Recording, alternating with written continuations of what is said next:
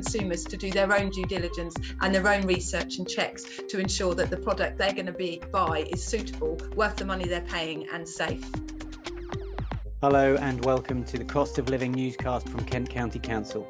In this episode, our journalist Elizabeth Matsangu is speaking to Kent Trading Standards officers Wendy May and Claire Robinson about the potential pitfalls of Christmas shopping, both in person and online.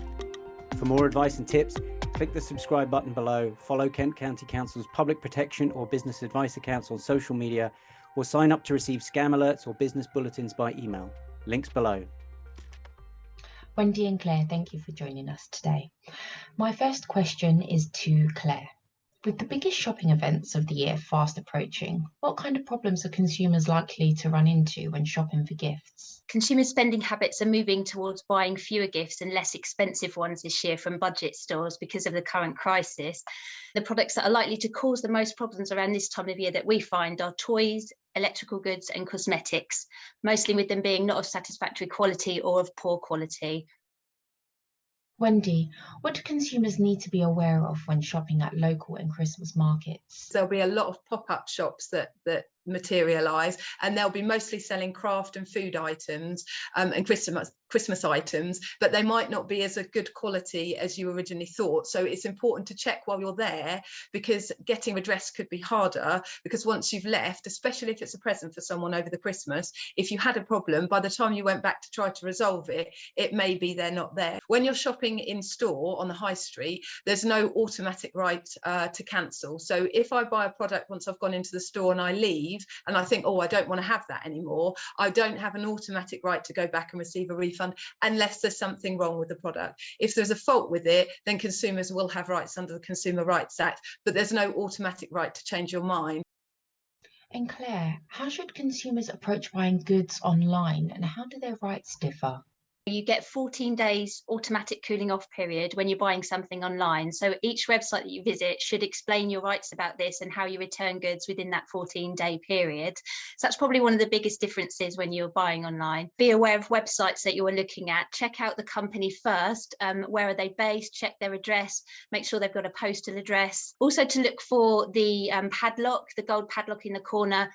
You'll often find that and the HTTPS in the address bar, and this is a clear indicator that there's a secure web page there, which means your details hopefully will be transmitted securely. And if you can, pay using your credit card, because you get extra protection under the Consumer Credit Act if you use that, so that can be helpful if things do go wrong in the future. Thank you, Claire. Wendy, what are the biggest risks presented by counterfeit and unsafe goods? When you're buying counterfeit goods, depending on what you're buying, clothing, not so much of an issue, but if you're buying perfume or washing powder or things like that, those people are criminals and they don't care. They'll put anything into their product to make it look like what it is so they can sell it. So you'll often find with laundry powder, we've done tests and there'll be rat poison and things in there. With perfumes, there's been urine tested in there. So it's important to know what you're doing so you're getting what you want to for the money that you're paying. With product safety, that can have more serious consequences because that can lead to injury, sometimes serious injury. If you're buying an electrical product that caused a fire and it burnt a room down or a house down or people were there, it could be very serious. With counterfeit goods, generally speaking, you're looking at the price. That used to be a great factor, but counterfeiters are getting much more sophisticated, and so they know that price is an issue, so now they're charging more reasonable or similar prices, so it's more difficult to be able to see that now, but that is still something to look out for.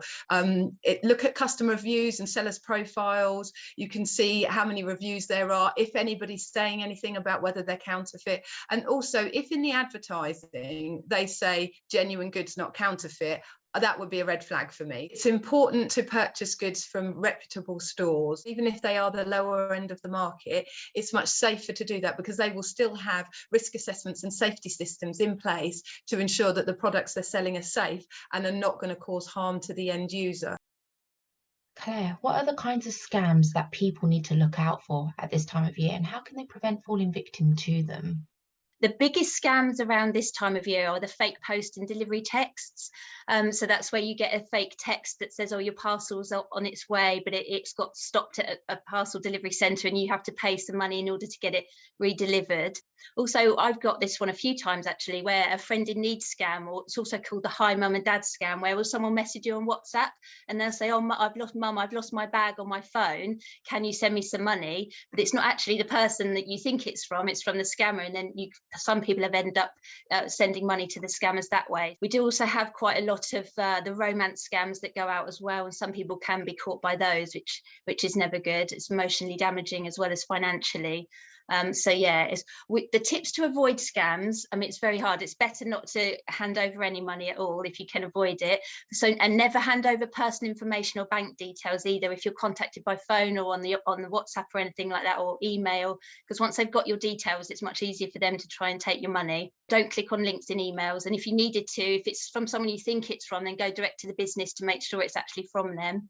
Anybody can be vulnerable to a scam. It's associated with people who've got learning difficulties, who are elderly or incapacitated in some way, but it really isn't that. Youngsters get targeted constantly, and anyone can be vulnerable to a scam. It doesn't matter who you are, where you come from, what your background is, how old you are.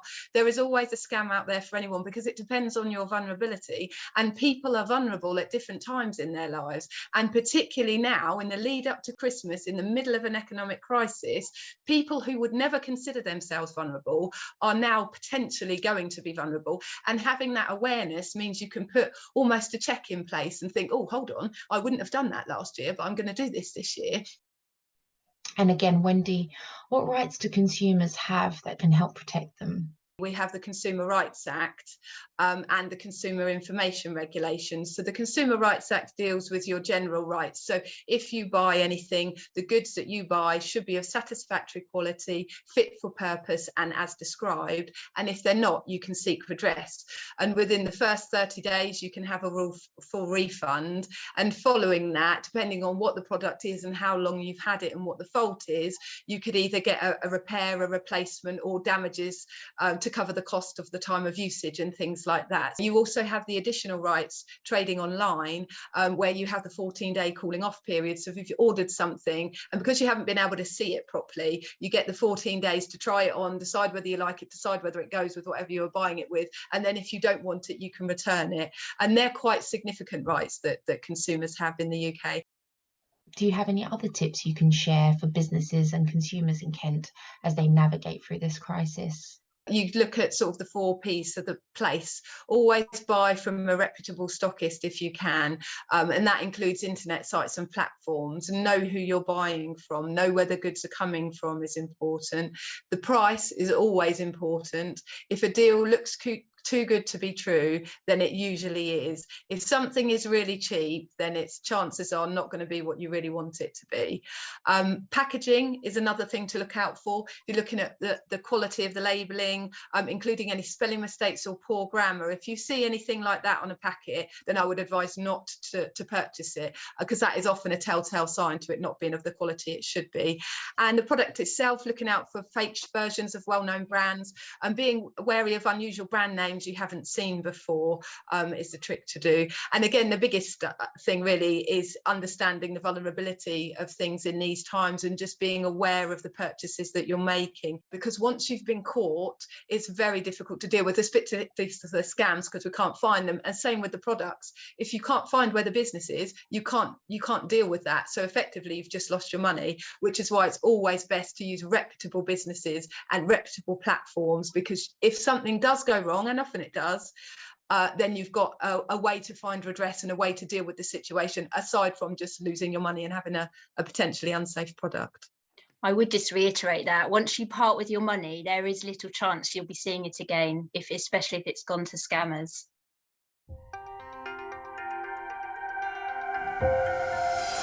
We can't take action without your reports.